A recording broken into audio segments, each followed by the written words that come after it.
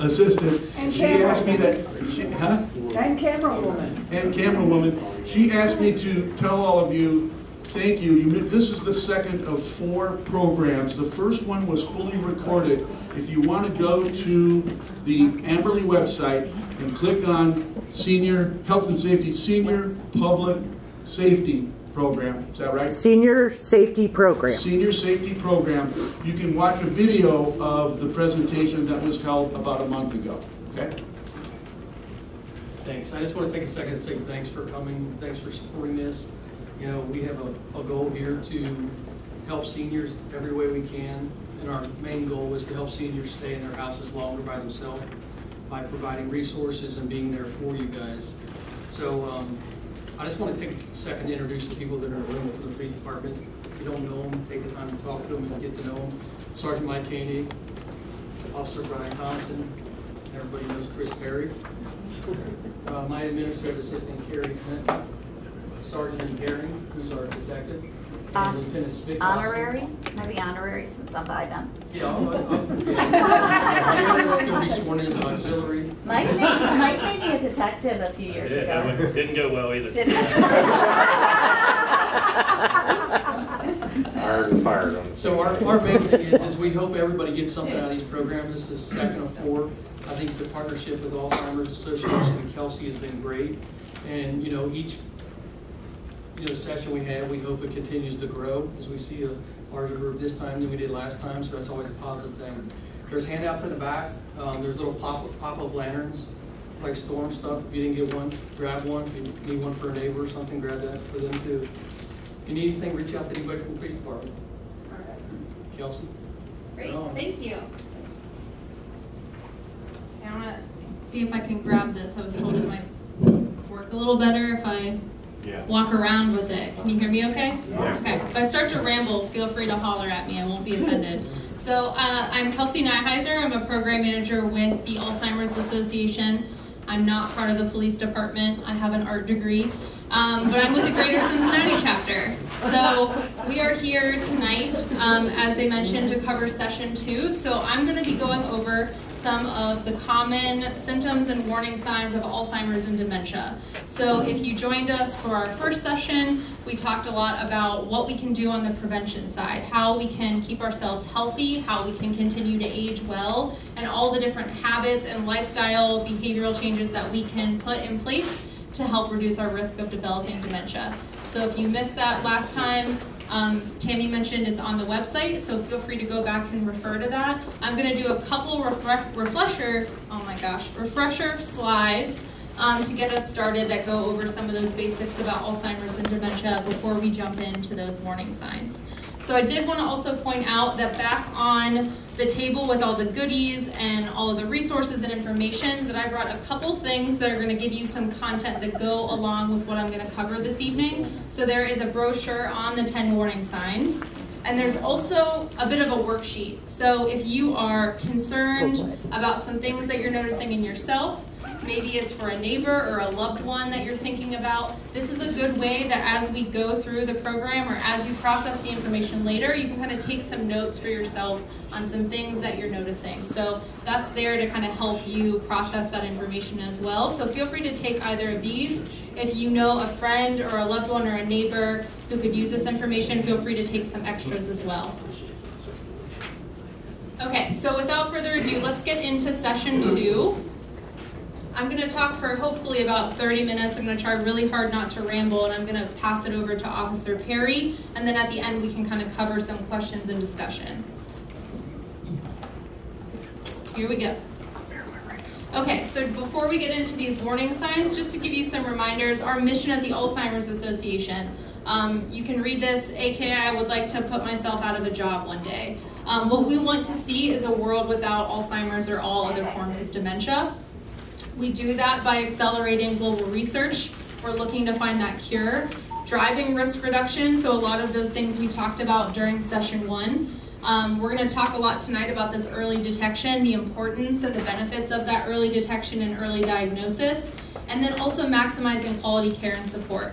So when someone is living with a diagnosis or a family is navigating that diagnosis, It doesn't mean that we just want them to sit and live with it until the disease progresses. We want to make sure that people can have access to the help and the resources that they need, and that includes support groups and care consultations and education and all types of community resources and referrals. So we like to take part in all of that. So when we're talking about Alzheimer's and dementia, if you joined us, I know I see some familiar faces, I see some new faces tonight as well. So if you joined us last time, we started with this kind of, what is the difference between Alzheimer's and dementia? This is the question I hear most often when I give any talk or I'm just wearing my Alzheimer's sweatshirt in the community. What is Alzheimer's? What's dementia? How are they different? They're used so often interchangeably that you would think that they're the same, but the two terms are not the same. So I'm going to show you a graphic here. You might remember this from last time. Dementia is this umbrella term. So dementia is really talking about memory loss, changes in thinking and behavior. And the key that I want you to keep in mind here is that it's significant, it's severe enough to interfere with your activities of daily life. So when someone has what we would consider a major cognitive disorder, it means that there are 2 or more areas of their brain that are impacted and they're unable to perform those activities of daily life without significant assistance. So things like toileting, getting dressed, eating, taking medications, things that we do every day kind of without thinking about it. Someone with a cognitive disorder like this cannot do those things.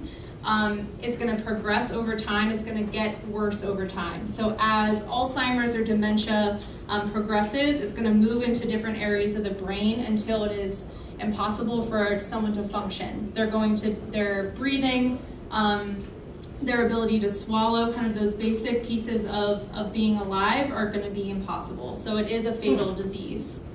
And I'm not going to get too far into the weeds today with the different types of dementia. There are over 100 different types of dementia. What you see on this graphic here are the most common forms that we see most often. So when we talk about the difference between Alzheimer's and dementia, Alzheimer's is a form of dementia. So you hear them kind of interchangeably because it's the most common form, so it's talked about the most. It gets a lot of attention. So Alzheimer's disease makes up 60 to 80% of cases of dementia, but here you'll see Lewy body dementia, vascular dementia. You may have heard of frontotemporal dementia. I think we talked about last time how we know Bruce Willis is living with that, so it's a little bit more mainstream these days. And you can also have dementia from Parkinson's or Huntington's, and unfortunately mixed dementia is becoming more and more common as well. So a few more key points about Alzheimer's specifically. This is not a normal part of aging. So this is not just what happens to you when you turn 85 or 87. It is a progressive brain disease that is fatal. There is nerve cell death happening in the brain that is leading to cell death, tissue loss over time that will physically make the brain shrink. So this is not something that someone is, if someone forgets your name or forgets a story you told them and asks you the same information over and over again, the biological makeup of their brain is changing. They're not doing anything to anger you or frustrate you. This is something that's happening to them and it's impacting all of the functions of their brain. So a key here is you're going to hear me say things like commonly, typically, we see this most often. It's because this looks a little different in every single individual. Yes? Are you saying that Alzheimer's impacts the entire brain, or dementia could impact portions of the brain? Is that a distinction or is that not a distinction? Not quite. So Alzheimer's, any form of dementia is going to impact nearly all parts of the brain. But they don't all move in the same pathway and they don't all impact all areas of the brain always. So again, we're back to that most commonly. So with Alzheimer's, most commonly with Alzheimer's, it moves in a hook-like fashion through the brain, starting in your short-term memory, your hippocampus, and over time it'll move all its way down to the brainstem, most commonly. It doesn't always move in the same path, and different forms of dementia move through the brain in different ways, and they don't all move in the same way. So it's about clear as mud, right?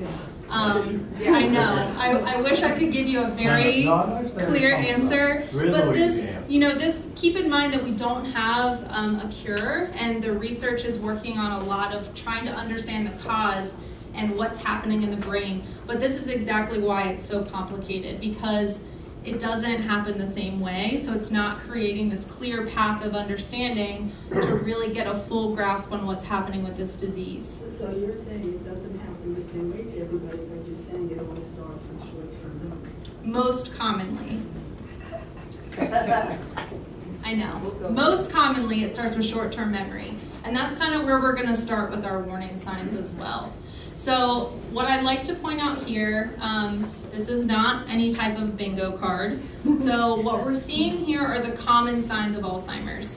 So I know you all are asking really great questions, and I can see that you want some concrete answers that you're going to be very annoyed with me that you're not going to get tonight. I will say that someone might have Alzheimer's or a form of dementia who is exhibiting a few of these. You might see that someone is exhibiting 6 out of 10. There's no perfect number here of when you should be concerned. You might see a few of these happening increasingly, and it might be really scary. It might be becoming a safety and health issue, even if it's not hitting 6 or 8 of the 10. I will say that the more warning signs we see, the more concerned you should be. So I don't want to tell anyone any of this information to scare you, to make you concerned about what might be happening in your brain, in your body. We like to think that knowledge is power. So anything that we cover tonight is meant to kind of give you information on, again, we want to keep you healthy. We want you to be aging well. So if you are concerned about someone that you care about, if this is stressing you out, I would say talk to your doctor. Talk to a trusted doctor who can get you an assessment and kind of make sure that we're monitoring any signs or symptoms that we might be experiencing. So we're going to start with this first warning sign, memory loss that disrupts daily life. So when I was talking about it starting in the short-term memory, this is kind of what people associate when they think about Alzheimer's. This is probably what's going to come to mind for a lot of people, this memory loss.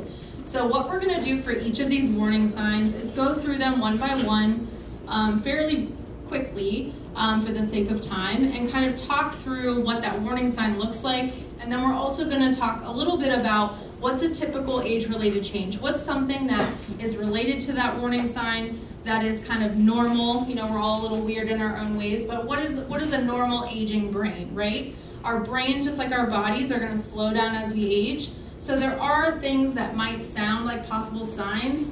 There are also going to be things that are related to that sign that are pretty normal. So we'll talk through that a little bit. And then what's going to be great about Officer Perry's section of this talk is that he's going to give you some lived examples from his own experience with his mother. So our first warning sign, we're talking about forgetting recently learned information. So we might find someone is forgetting important dates, an event, asking the same questions over and over, not remembering why are we here, what are we doing here, what is this activity, and relying more on different types of memory aids. Maybe it's reminders on their phone, maybe it's Post-it notes all over their house to remind them to do things. And what I want you to keep in mind here is that you want to think about someone's baseline with any of these signs or symptoms. So if we're talking about, and I know we're recording, so don't tell my mom, I'm going to throw her under the bus a little bit. We're talking about my mom, who for my entire 37 years on earth has been late to everything. We have to tell my mom to arrive 30 minutes, we lie. We tell her to arrive 30 minutes before the actual thing starts so that she's on time.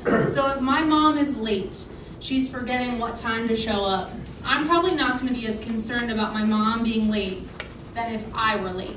So you want to make sure that you're kind of keeping in mind what you know about the person and what is their normal.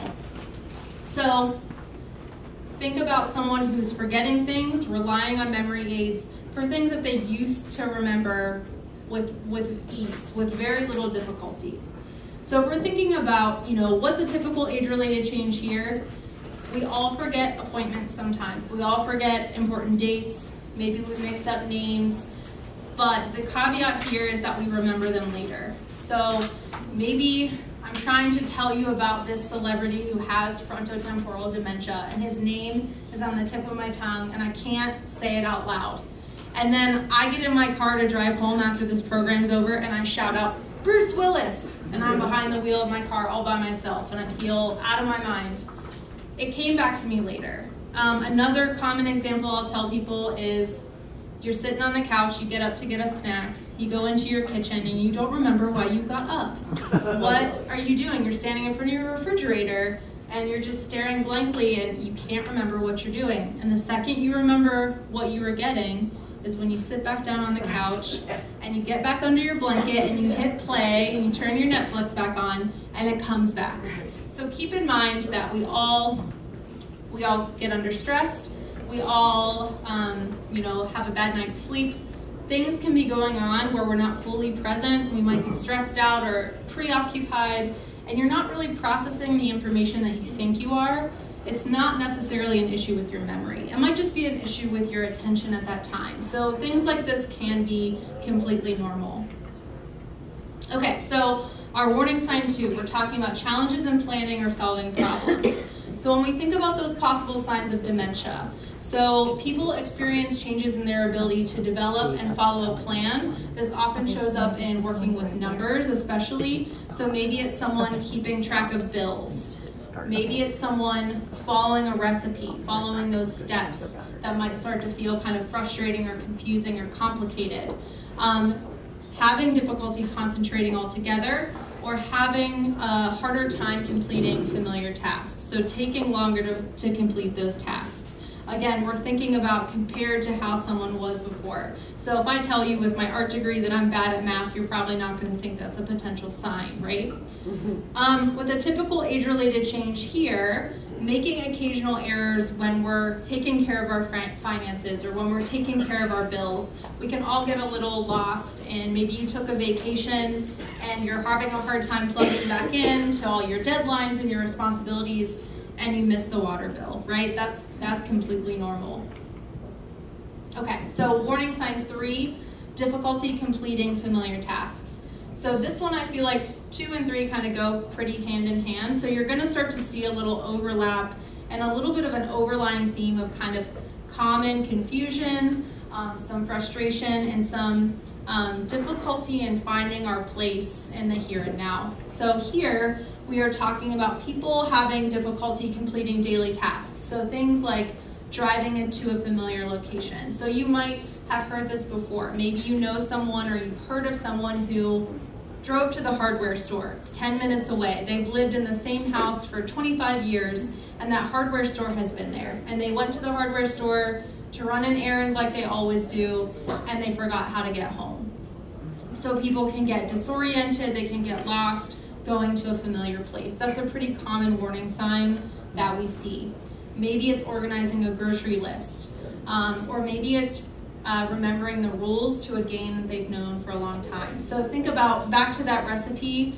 You have a family recipe that someone's known by heart. They don't need to look at the snickerdoodle recipe to know what those steps are, and suddenly it's hard for them to kind of remember that. So that can be one of those signs as well. When we're talking about something that is normal, age-related change, when we have new technology in the mix, maybe we have, we've used the same microwave for the last 30 years. The microwave hits the bucket and you have to get a new fancy one with all these weird features and buttons. Why does the potato need a button? I don't know. You're not used to that microwave, right? Your brain is probably on autopilot going to the old settings without even really looking at the microwave. So you might have a hard time using those new features. You might need someone who's a little more tech savvy to help you set up different features or understand the different programming. So that's totally normal. We all get kind of used to what we already know. We get into those well-worn grooves, and it can be really hard to kind of learn a fully new system. So that's pretty normal. Okay, so our next one, we're talking specifically about confusion with time or place. So when we're thinking about this as a possible sign of dementia, people can lose track of dates. They can lose track of seasons. They can lose track of the passage of time entirely. So I have a colleague who experienced this with their mother, who was still living at home by herself when she drove to her daughter's house at 3 in the morning, fully dressed for Thanksgiving dinner. And her daughter answers the door. I don't think anyone wants to answer their door at, 3, 4 in the morning to find her mom ready for Thanksgiving. So you think about someone who is fully kind of disoriented and forgetting time and place. So we know that if it's, let's say it's right now, it's almost June, there are leaves on the trees, everything's green outside, we're not really wearing our winter coats even though today's a little chilly. So we don't really eat Thanksgiving. Maybe you have Thanksgiving lunch. If it's dark out, are we getting ready for Thanksgiving lunch? Someone with dementia who's experiencing these signs isn't able to use all those clues, isn't able to use all those visual cues and use their deductive reasoning to kind of ground themselves in here and now. So they can get disoriented. They might have a different idea of where they are and when they are. That can be related to this sign. So they might also have trouble. Let's say you see a relative who you're going to see again in 6 days. I'll see you at the picnic next weekend, right? They're not going to be able to really root themselves in when that is and how to kind of keep track of that, because we've already talked about how someone's going to have a hard time keeping track of dates. They might also arrive somewhere, especially if they're not driving, or maybe they did drive, forgetting how they got to a place and why they're there. So that can be a really common thing to get disoriented like that. So a typical age-related change with this example, getting confused about the day of the week, especially a day like, or a week like this where we had a holiday weekend, we have a 4-day work week. You might lose some of those regular indicators for what day it is. The trash gets picked up on a different day because of the holiday, and you get just kind of disoriented. Or maybe it's when the time change happens, or the new year, and we have a hard time writing out that new date on all of our documents. So that's pretty normal, but again, the key here is that you're going to figure it out later. You're going to be able to kind of figure out like, okay, I remember we did this on Sunday, and that was 3 days ago, so today is, and you'll kind of get yourself there over time. Okay, so number 5, we're almost halfway there. Trouble understanding visual images and spatial relationships. So this one, I don't want to say I like to point this one out, but I do think that this kind of covers a lot of things that a lot of people might not know about dementia. So there are vision problems that can be occurring with someone with dementia because not all of our vision takes place in our eyes. There are parts of our vision, our depth perception, and our peripheral vision that happen and are processed in our brain. So think about someone who, they might be struggling with their balance, they might have a hard time reading, they might have a hard time judging kind of distance or color contrast, which can cause issues. If you think about someone on foot, if they're having issues with their depth perception, they're gonna think that, I'm gonna think this podium is in a very different place, or this cord, than where it actually is, and I could be at a serious risk of a trip and fall and injuring myself. You think about someone behind the wheel of a car, and it gets even scarier. So someone with issues with their depth perception, someone with Alzheimer's or dementia, when they have this issue, over time someone is basically experiencing like goggle vision. So they're not able to see someone who's maybe waving at them over here. You think about their depth perception being impacted, and they're coming up to an intersection. They're coming up to a stop sign or a red light, and they need to stop. Where are they stopping if their perception is altered? It can get really, really scary when we think about their safety or the safety of the other people on the road. So this is where it gets really concerning, and we have a lot of conversations with families about talking about taking the keys away, or how to have conversations about when it's safe to drive, or maybe it's no longer safe to drive, and how to handle that. A typical age-related change, we're thinking about vision, cataracts. That's a completely normal thing. We know that there's a pathway to getting that taken care of. This is not something that's happening in our brain. Okay, so number 6, new problems with words and speaking or writing. So people with Alzheimer's, people exhibiting some of these signs, they're probably gonna have a hard time following or joining a conversation.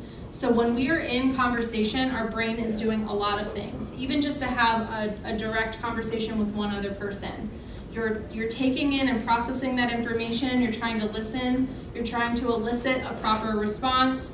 You're not only with your words, but also with your tone, your facial expression. So someone who is experiencing this sign is struggling with all of those different elements of a conversation. They might stop in the middle of the conversation and not be able to continue.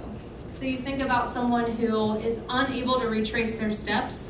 That goes to for when they're trying to retrace their steps in a conversation.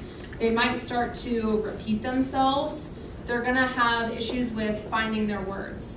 So we call this word searching. So someone might be, trying to come up with a word and they might get frustrated or upset with themselves. They might start to kind of get frustrated with you because they can feel that you're paying attention to them struggling. They might ask for your help. What we often tell people is that you can offer to help them. Can I help you find that word?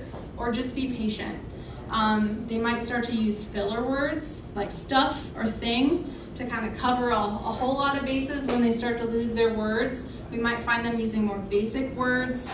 So in conversation with an individual with dementia, you probably want to use more basic words and avoid sarcasm and things that require a little bit more nuance. They're gonna have a hard time following that. You might also find them saying, oh, that thing with the buttons on it that turns the TV on. They're trying to lead you to help them. So you're gonna see some of these common concerns and struggles with the way that they're speaking with you. They might have trouble naming that object, like I said, or even using an entirely wrong name for the thing that they're trying to tell you about. So I said all that. I told you about my Bruce Willis example earlier. So what is a typical age-related change? Having a hard time finding the right word. So again, what I want you to keep in mind here so that you don't get too stressed out is think about how that word probably comes back to you later. That's kind of that key indicator between what is something I should be worried about, what is a potential sign, and then what is normal, what does that typical age-related change look like? How am I doing on time? We're going to wrap up in just a few. We're at number 7. So misplacing things, losing the ability to retrace their steps. So we hear this often with people putting, their keys in the freezer. Things that don't really make any logical sense. If you think about everyone misplaces their keys sometimes, we can retrace their steps and find them, but we're probably not ever putting them in a place like the freezer. So they're not able to retrace their steps, which also means that you might find them getting a little paranoid or accusatory and assuming that people are stealing. This is a really common one, unfortunately, that can lead to a lot of uncomfortable conversations and confrontations.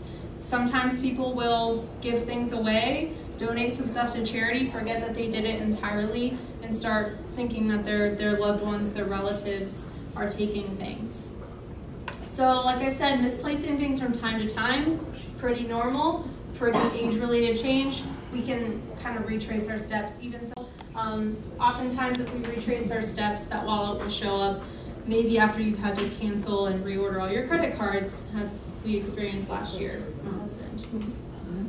Okay, so decreased or poor judgment. This is going to kind of lead us, and I think Officer Perry will touch on this a little bit too when he's talking about scams. This is where it can get really scary because a common sign here is experiencing changes in judgment, which can lead to some poor decision making. It means that people can have poor judgment when dealing with their money.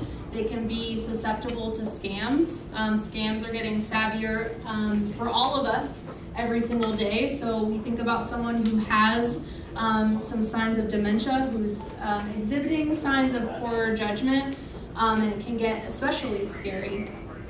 It might also mean that someone who always kept their hair or their appearance really well kept and tidy is suddenly kind of losing that a little bit. They might be losing the ability to kind of keep up with those activities of daily life, including, getting their hair done. So I know if I had gone to my grandmother's house who got her hair done 4 times a week and it was always perfect, if her hair was a mess, I would probably think something is wrong. And maybe she's not showing signs of dementia, but I probably want to check in on her because something might be off.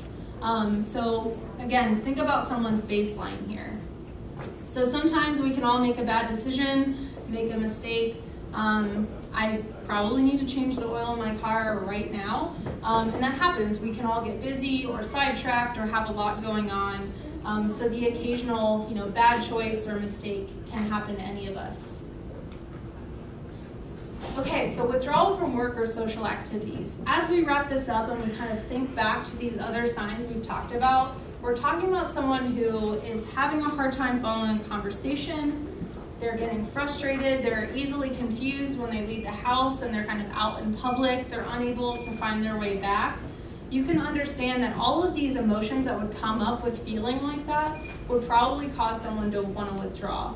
They might just start to decide, I'm feeling uncomfortable, or I'm noticing I'm struggling when I go to do this or have this conversation. I think I'm just gonna start to kind of remove myself from that situation.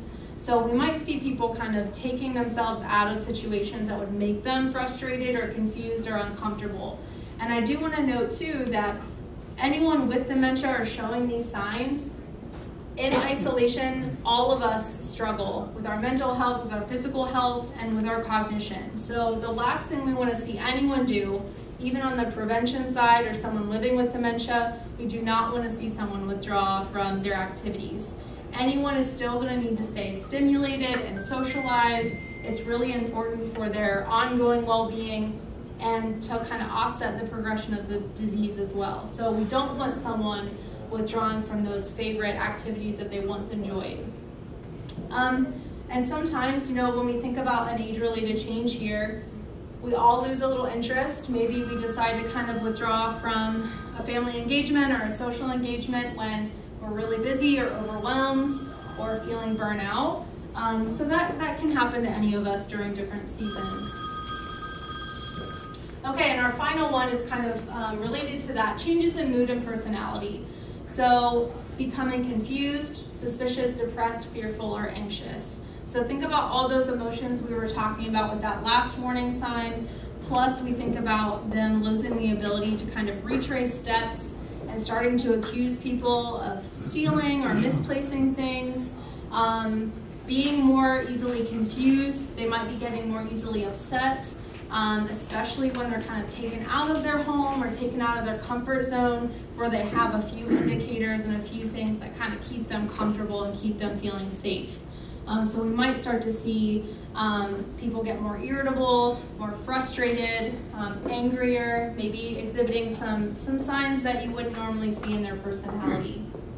Now, I say that, and when we think about aging, all of us are capable of getting kind of set in our ways. We like to have things done a specific way.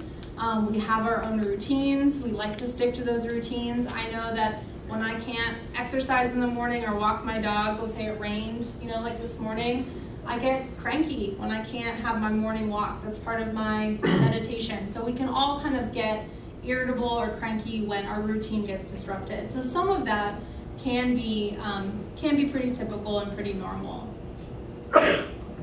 Okay, so again, just to kind of recap these 10 warning signs, I do want to touch quickly on what it looks like for that early detection and early diagnosis piece before I turn it over to Officer Perry.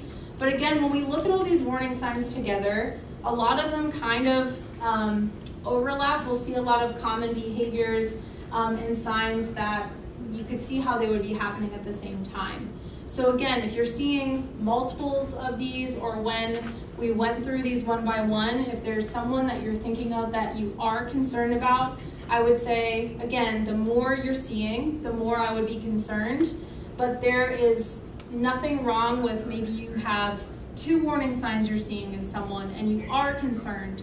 The earlier the better. It does not hurt to talk with that person or encourage them to talk to their doctor and see if they can get an assessment or see if they can have a cognitive exam as part of their physical. These are things that can just be more beneficial if we can catch it earlier. They can have access to, treatments. There are FDA-approved treatments for Alzheimer's and dementia right now that are most impactful when they are taken in the early stages of that disease. We want people to be able to take part in the decisions and the discussions that they want in their life. So when we look at these 10 signs, they're meant to be a guide. They're meant to help identify some issues that we might see arise when we're concerned about someone and their risk of Alzheimer's. So again, people can experience these in varying degrees. Everyone's gonna have days where they're sharper and more rested, and then days where they're more irritable, taken out of their comfort zone, especially you think about family travels and people kind of getting out of their routines. But you don't have to experience them all to be concerned. So when we think about people addressing these concerns, you can start with your primary care physician, but I did want to note some other options for people to see a specialist if they're looking for further evaluation. So oftentimes people will start with that primary care physician and maybe have a shorter cognitive exam, and then might get referred to more specialists, a geriatrician, a neurologist, a neuropsychologist, someone who's going to be able to do a more thorough exam if there were some potential things that they were worried about. So these are some of what the assessments and the tests can include. So they might have a conversation with an individual about their medical history, do a physical exam, kind of screen for depression and some of those signs and see what goes hand in hand, maybe even talk with a loved one or a caregiver about what they're experiencing and noticing. The testing is going to include laboratory tests, different types of cognitive tests, brain imaging, and then they can also do basically a spinal tap to check that fluid and do an analysis of that. So when we talk about the need and the emphasis, the importance of early detection and diagnosis, I do want to note, I mentioned that there are FDA-approved treatments on the market that are part of this and are most impactful in the early stages of the disease.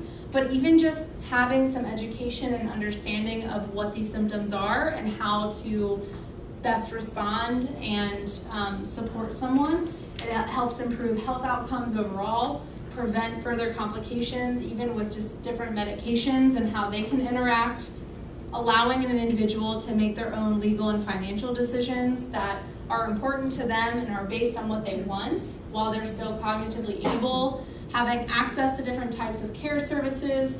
They can participate in clinical trials and help further advance research, and even just managing the cost of care. So someone who's experiencing this disease, we talked over time about how it is a degenerative disease. Someone is gonna eventually need consistent round-the-clock care. So we wanna make sure people can kind of plan and figure out what that cost is gonna look like for them. Okay, so this again can vary. Something other than Alzheimer's or another dementia could be causing symptoms. So very quickly, I just want to note there are some signs and symptoms of things that have treatment plans and a much easier, diagnosis than Alzheimer's that can have dementia-like signs and symptoms. So things like a urinary tract infection, a vitamin deficiency, dehydration, all of these things can appear like dementia, and someone who goes to a doctor can get a treatment plan and can get that taken care of, and it has a much easier path to treatment and care than Alzheimer's or dementia. So we want to make sure that even though all of these things are really scary to think about and face, that we want to make sure that the stigma and all of these misconceptions that are out about dementia don't prevent people from seeking out a diagnosis, because we want people to have access to care and help as early as possible. Okay, I just talked a lot. It really made a difference. I was given the opportunity to come here, and now I can actually see that I am making a difference. I've built relationships with people in Amberley that are just absolutely incredible. So these are the 10 warning signs of dementia from my point of view. A lot of them are similar to the Alzheimer's associations. Difficulty planning or solving problems, difficulty completing familiar tasks, confusion with time and place. That was one of the things that I saw in my mom. So my mom would think that if she had to be somewhere at 5 o'clock, that's when she needed to leave the house. It caused a lot of problems. She would get lost quite a bit. At first, we didn't really think it was a serious thing. It just happened, but then it started to become a pattern. Difficulty with visual images and spatial relationships. It got to a point where she didn't understand like how far away Florida was from their Florida house to here, and it didn't make sense to her that it took that long to get there, so she would get upset with my dad when they were driving there. New problems with words and speaking and writing, misplacing things, losing the ability to retrace steps. So my mom would always hide her jewelry in clothing or in shoes, which made it nearly impossible to find it. That caused a lot of stress for everybody involved. Decreased her poor judgment. She would she's always loved dogs, but she would see a random dog and just go up to it and try and pet it. So she was a victim of a pretty decent bite doing that. Withdrawal from social activities. That was a big one for her. She used to be involved in women's club and different card groups, and she had to kind of pull away from that because she would say a lot of inappropriate things, and we didn't understand it. And some of my family members ended up picking up on it, but we totally understand why she had to withdraw from those things. The inability to communicate, that wasn't such a huge deal in our experience, but the no awareness of recent experiences or surroundings was big. That happened a lot. My wife and I used to take her on vacation with us, and there were things that she did that she had no idea that she did. She broke a couple items while we were at a motorcycle race, things that were on display, and she had no idea that she did it. And then she was being accused of it, so it got extremely emotional and very difficult for everybody. The earliest sign of dementia, it's different than occasional forgetfulness, forgetting to finish tasks. And it's not like what I do that angers my wife is I'll start something and I just kind of lose interest and stop. It's not like that. It's much different. Mid-conversation, forgetting the topic or unable to answer questions. You know, it's not that you kind of forget and then you can re-engage. It's like totally like it didn't happen. It's completely gone. Being able to recall things from many years ago but unable to remember yesterday, that was daily life. And she could remember everything from the time I was born back into the 70s, and then she couldn't remember what we did yesterday or that she had to pay the bills. Changes in mood or behavior, loss of interest in things previously enjoyed. She loved to cook. She loved to have everybody over for the holidays. That was non-existent. And it happened very quickly, and it caused a lot of problems with the family because nobody understood what was going on. Becoming irritable, anxious, or easily frustrated. When she started getting sick, I rode a police motorcycle for the city of Cincinnati, and I would go by their house to say hi to my mom, drop in, and she would hear the motorcycle pull in, and she would get irate because she said I was going to scare her cat, and the cat was going to be in the basement for 3 months. I was like, Did wow. she have a cat? She did have a cat. And that cat actually, he bit me a couple times, so I was like, he could stay in the basement for 3 months. But my dad would just look at me and he's like, that's but that was so uncommon for her. I had to say it, I was her favorite. We were best friends. So for her to act that way towards me was very, very unusual. Getting lost in familiar places. Kroger was a big one for that. You'd have to really keep an eye on her because she'd kind of just disappear. Can I note something? I meant to say this in my presentation, and I know I talked enough, but the amount of people who say, Kelsey, I was in the Kroger parking lot. I couldn't remember where I parked my car. Do I have dementia? And we're sitting here in the municipal building, and I'm gonna look at you, I'm gonna pick on you too, but we're sitting here in the municipal building in Amberley Village. We're not in the Kroger parking lot. So you found your car. You're good. At some point, you were able to use your little clicker and hit your beep beep and make it make noises, and you were able to think, oh, I always parked next to the cart corral. I must be over here. You were able to retrace your steps and find your car. so you're probably okay. I know that when the sun goes down, I forget my purpose in life when I come out of Target. I'm like, I have no idea what is happening. So that is very common. That's another typical age-related change. Try Riverbend now.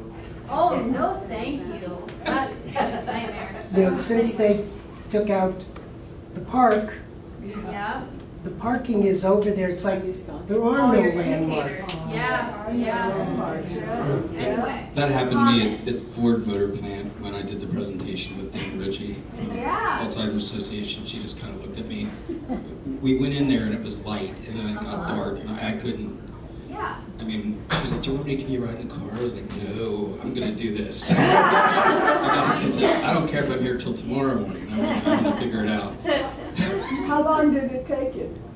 Way too long. Like 15 minutes maybe. The parking lot's huge though, no difference. Yes, it is. But the increased confusion, difficulty determining proper date and time, that was a big thing that I saw. She couldn't remember birthdays, and she was always big about the celebrations for the birthdays and everything.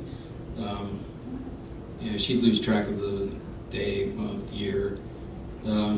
She wasn't good with details, definitely had difficulty reasoning. And then the thing that caused a whole lot of stress for my mom and dad was she would forget to pay the bills.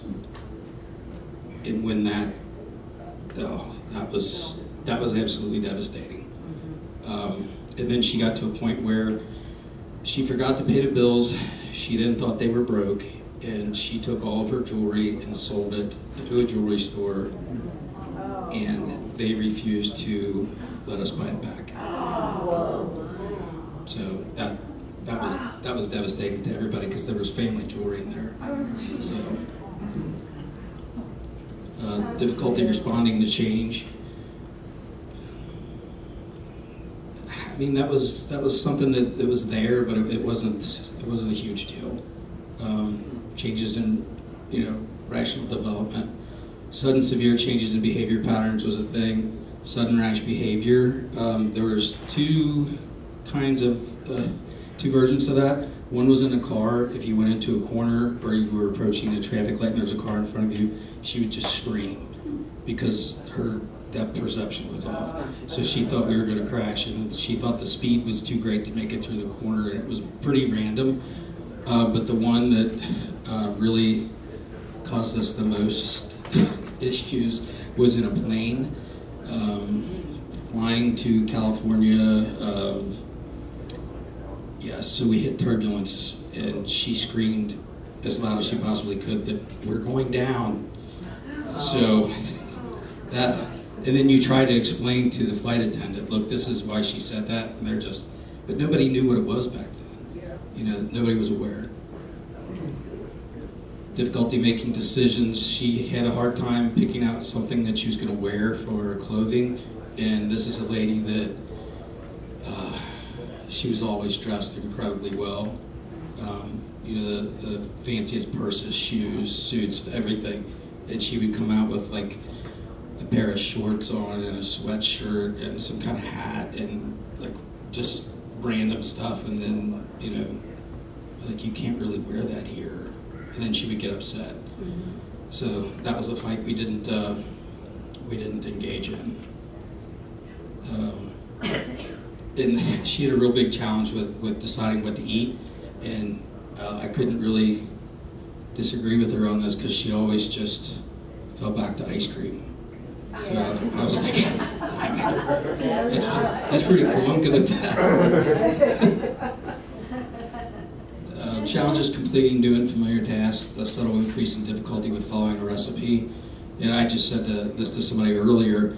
My mom would always make me these little cheesecakes that were like in a cupcake tin, and they were phenomenal. They were my favorite. And she made them for me one time, and I ate one of them. I was like, this is not right at all. But she couldn't follow a recipe anymore, and she was an incredible cook. But she knew she couldn't, and that was really hard for her. Keeping track of finances, like I said, with the whole thing about not paying the bills. She couldn't follow rules for any kind of game, and she would have time, kind of difficult time expressing her thoughts in the words.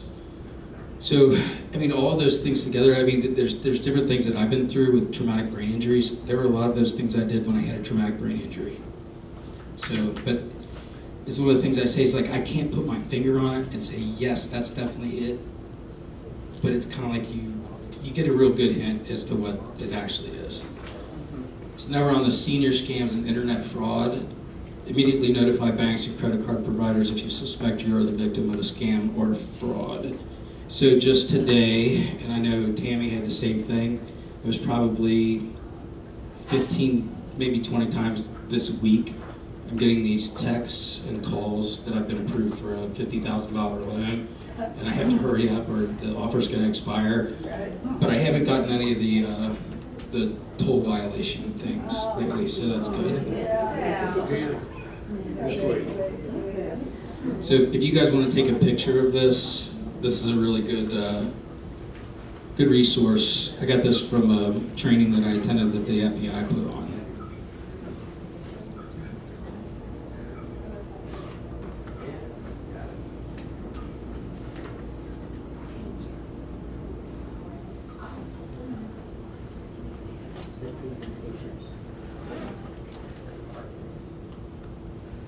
Chris, are you going to talk about some of the ways like the fraud can happen?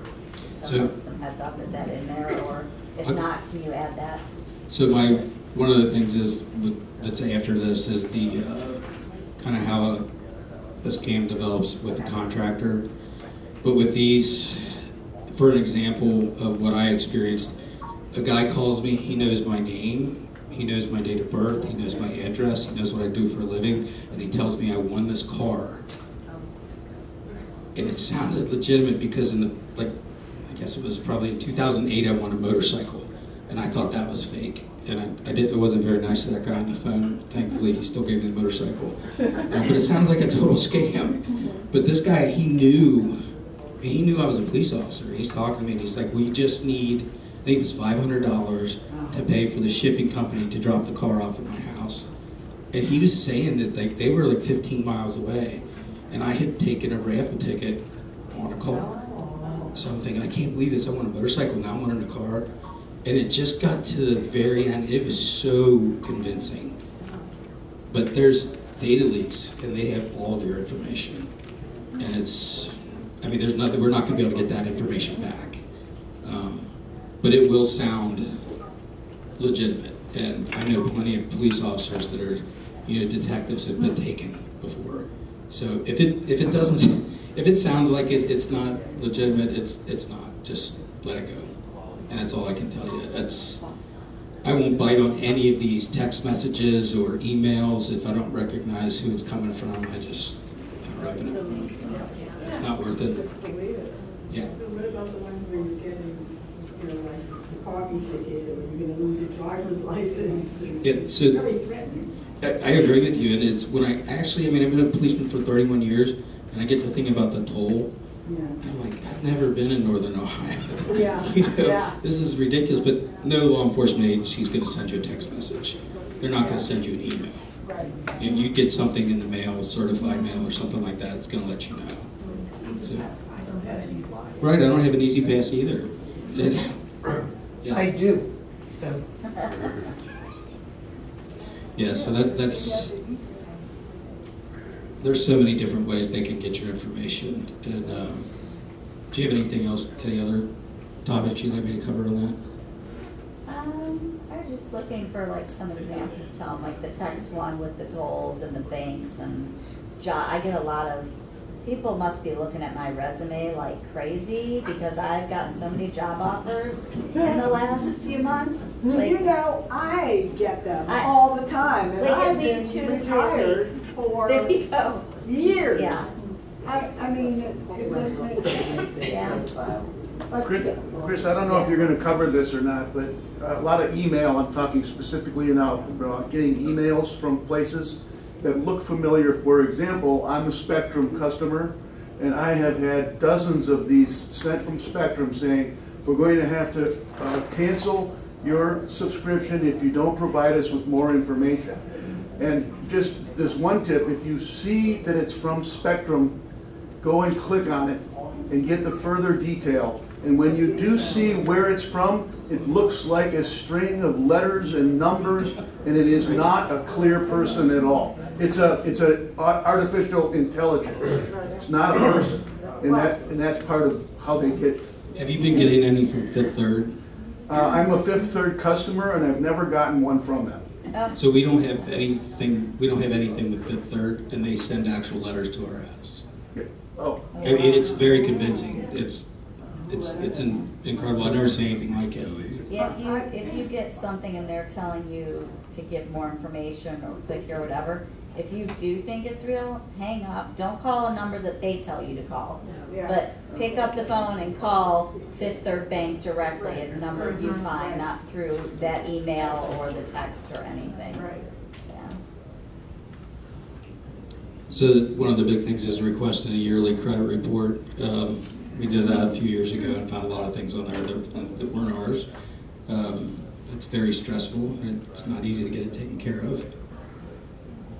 So this is one of the things that came up recently, not in Amberley, but with somebody that was kind of close to here. It's a contractor scam, and the whole thing, I would need probably an hour to get into this whole story, how this worked. Only choose reputable contractors and look at their license and their insurance, and none of them that are legitimate are going to have a problem showing you their information. It's just like a policeman if you came to your door and you're suspicious, like I want to see your badge, I want to see your ID, and I'm going to call your police station and see if you are actually where you say you are. And just verify these people. Research the contractor. You can get on the internet and find out all kinds of reviews about these different companies. And if you see one or two that are bad, I mean, you kind of take that for what it is. But if you see a string of things, you know, alleging fraud and everything, forget about that contractor. Go to somebody else. Never pay cash, never pay up front. Secure your own financing and trust your intuition. And I say trust your intuition at the very bottom, because that's your gut's going to tell you if it's not right. And I've seen this many times with people trying to sell me things at my house. Indicators of a home improvement scam. Unsolicited knocks on your door stating they were quote unquote just in the area. I had this, my driveway is gravel, it's a quarter mile long. I live in the middle of nowhere. And a guy comes up the driveway, truck, and he says that he and his company are come down from northern Ohio. They have a bunch of asphalt that's left over. And I can get a really good deal on this. And, but I gotta act quick because they're getting ready to leave town. And he says, this deal I'm gonna give you, I'll do the whole quarter mile, but it'll be like 4 inches thick. And we'll do it for $5 but I need the cash right now. But I don't have $5. Like I don't keep $5 in my house. So he kept pushing and kept pushing and kept pushing until finally I had to get kind of nasty with him, and then he left. But I mean, it was the high pressure stuff. It was ridiculous. But all of these things on here that are listed is exactly what he followed. So research the Ohio law regarding contracts, get multiple estimates. And these are the requirements for the contractor, or the contractor name, address, phone, and license numbers. Get a hard date for start and finish for the work being done. Include your specific conversations or calls related to the scope of the work, as well as the cost of labor and materials. And when we're doing this, I mean, I would recommend that you record the call. I had an issue when I rehabbed my first house, and it went kind of sideways because I didn't do that. There were things we said on the phone that were supposed to be done that he said, "Oh, I don't ever remember hearing that." But it didn't work out in my favor. Written statement of your right to cancel the contract. So when you're looking at this contract, make sure all of the blanks are filled in, so they don't take it and go back and then put some other things in there. Like I said, research Ohio law regarding the legal limit for a down payment. So if they say we need $5,000 right away, don't do that. Find out what the max that they can ask for. Get copies or take pictures of all documents at the time they're presented, so you don't get another document that is not what you filled out. But I wouldn't have any problem taking pictures right in front of them. I mean, it's your money. Do not pay up front. I just keep saying that. Do not pay up front. Question. Good. I'll take a picture of the person too. Oh, absolutely. That's a good idea. So I go so far as to take a picture of their driver's license, Mm-hmm. and then it angers my wife, but I'll go out and take pictures of their car and their car license plate. But I mean, I've seen it before. You know, I've worked with bad guys like this, so I know how they operate. It's just, I guess I just lack trust. But Another one that Chief talked about at the police meetings about Amberley is no soliciting unless you register. So if someone is going door to door, knocking, saying, "Oh, I did your neighbor's whatever," technically that's soliciting, right?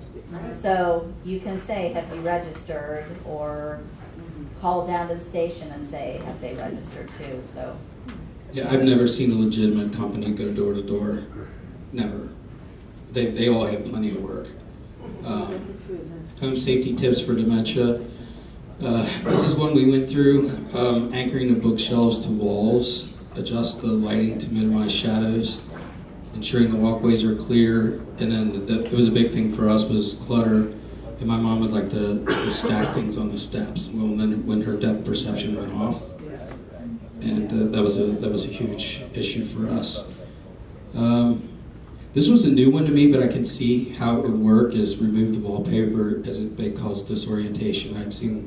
I'm just automatically thinking about the Paisley design would mess with your depth perception, maybe.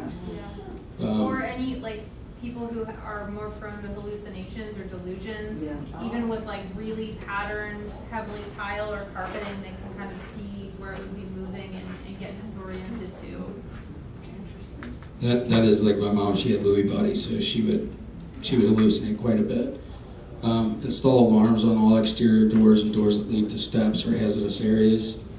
Installing cameras in the home to monitor the person. I mean, that might sound kind of creepy to people, but I strongly suggest that. That's going to make your life a lot easier. So using tracking devices for vehicles, wallets, and purses. There were many times we wish we would have had the ability to do that back then, but we didn't. But a lot of people use AirTags. But now there's the law that passed in Ohio. The person who you're tracking, if it's a family member, they have to be diagnosed with some kind of dementia before you can use the tracker. So Many cars have it built in to their system, and if you have the app, you can see where the car is. You're not really tracking it, but if they get lost, you can push a button and find the location. right. So there's another company that I know of that actually came here and talked to me one day, but there's some kind of tracking device that can go in the soles of your shoes. So it's pretty neat what they have now. I mean, that would have been extremely helpful for us. You said something about traveling. An Apple AirTag, you can put it inside a wallet or in a purse. I'm sorry? Right, yeah. Yeah, I was just going to mention that. I know my son and his wife track their children with the cell phone. And, you know, I could say something about what time do you think we'll be eating? Well, Jonathan is here and he's picking up the food and this is where he is and he'll be here in 10 minutes. You know. Find my friends. Wow. You know, I'll find my friends. And I remember when I was a kid, I would be gone for like 14 hours and nobody cared. I would go down and swim in the Ohio River and fish, and they had no idea. You know, one day I rode my bicycle from Anderson Township to Covington and back because I wanted to see what Covington looked like. I was that kid. So, yeah. So this is my contact information. Don't ever hesitate to get a hold of me. There's a referral form in the back you can fill out. You just leave it here today and we'll process it for you. And then I'll call you and we'll schedule an appointment. So that's the Smart 911. If you want to scan that, you can sign up for that way. So does anybody have any questions? What is the alert system? So that's through Hamilton County Alert System, Smart 911. You get all of your alerts over that. Do you want to touch on that real quick? Amberley Village actually can type in any information, and if you have a problem on your street, can actually put information out to people that live on that street, not to bother everyone else. Or if there's a whole community announcement that needs to be put out, they'll put that out. You know, if you need to, boil your water, any of those kind of things. All kinds of agencies can put it out, but it's just information that would be helpful to anyone. I remember when you put it out when Ridge Road was closed, the water leak. Yeah. So we can do road closures, anything, shelter in place or evacuate, any of those things can come through this alert system. Does everybody have that wanted it?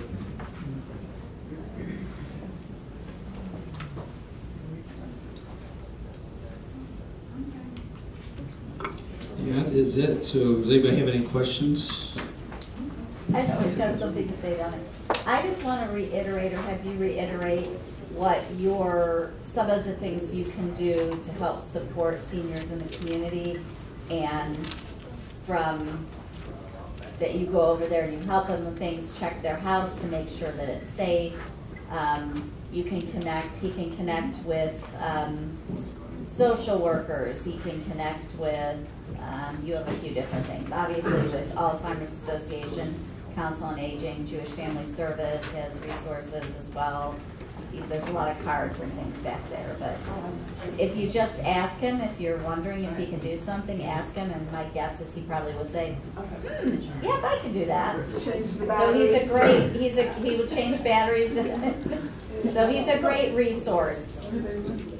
I want to tout that a little for you. I appreciate that. So one of the things I started doing now is, we have a lot of veterans, and there's a lot of veterans that are just now finding out what post-traumatic stress is, and some of them have been contacting me. It's people from the Vietnam era, have things they never dealt with, and now they have the opportunity to do that. And unfortunately, I know way too much about PTSD, but I'm willing to share my story and help anybody I can with finding what it is, what it isn't, and what therapy does do for you. It's something that you can definitely beat, and you don't have to live your life like that. It's a miserable life. You can actually get your life back and be who you always wanted to be once you get rid of the post-traumatic stress. Anything that you need, any kind of resource, just basically give me a call, let me know what's going on. We'll sit down at the table, talk it out, and figure out what the best route is to go to get things taken care of. If you're bored, if you're lonely, if you just want to talk, give me a call. I'll come up and talk. I might talk too much. You tell me to leave, but that's good too. But there's tons of resources available for you. Schedule an appointment. And I think I said this the last time. I don't want to be Officer Perry to you. I want to be Chris, your friend that happens to be a police officer. And I'm just thinking of me like the son-in-law that you like. So that's how I wanted to go. But I will tell you, I've made so many incredible relationships in this community. This is an incredible group of people. And being able to be there for people, good times and bad times, it's a blessing. I'm feel very privileged to be able to do this.